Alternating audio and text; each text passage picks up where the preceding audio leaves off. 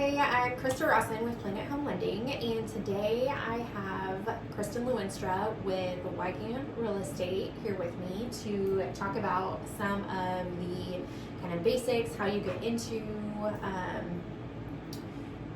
just your home search in general, and kind of what you need to look out for, and those types of things. So I'm gonna let you take it away. Awesome. I think the first thing, especially for a buyer perspective, is to sit down and have a one-on-one with your realtor.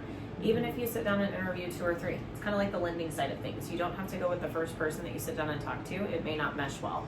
But with all of the new rules with buyer's agency agreements and signs to go show houses, having to sign to go show houses with a realtor, it's always good to sit down and have that first initial conversation to know how the whole process is going to work from start to finish.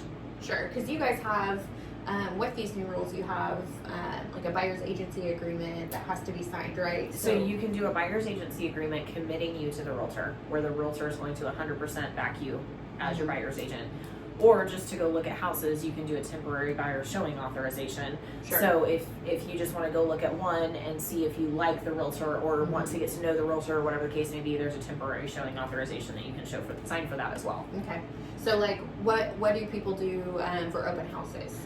Open houses, totally different ballgame, because that falls under the listing agent jurisdiction. So as long as the listing agent or someone from their company is the one representing the open house, anybody can come through an open house and there's not a problem there. Okay. Awesome. Yep. Awesome. Very cool. So what typically happens during your first meeting with a potential buyer? So with a buyer consultation, especially if it's a husband and wife, boyfriend, girlfriend, whatever the situation may be, I like to sit down with them and put a list of their wants and needs together, because there is a big difference and reality gets put in perspective really fast. Mm-hmm. So Mr. Buyer may want 4 bedrooms, Mrs. Buyer may be fine with 3. And so we put together the wants and needs and look at the big picture to know when we put them in a search in MLS what we need to look for. And I always tell everybody, I like to minimalize the search as much as possible so we don't miss out on something. Sure. So if you're wanting a 4 bedroom but you would settle for a 3, let's put the search in as a 3 bedroom. Mm-hmm. Because we don't want to miss out on a 3 bedroom that would be perfect or that may have an office or a bonus room or something like that if we put it in as a 4 bedroom. Same thing with purchase price too, right? Absolutely. Yeah. So if your max purchase price is $180, typically I'll go up to like $185, $187, because it gives us a little wiggle room. If one comes up for $181, you may be willing to spend the extra $1,000 at that point to get what you want. Yeah, for sure. Okay.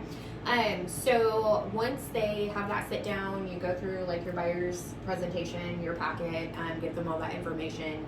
What are their next steps? So as long as we make sure they're pre-approved, which I am a firm believer of, get pre-approved before we go look at the house. If we go look at a house and you fall in love with it and you haven't done your pre-approval and 3 other people are interested in it, you're not going to get it. That's just how it boils down. So we want to make sure we have that pre-approval in place and we have a good solid lender.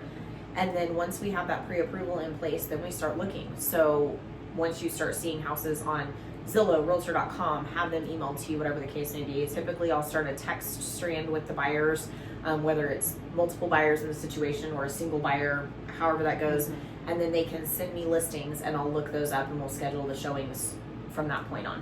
Awesome. Okay. Anything else that you want to add?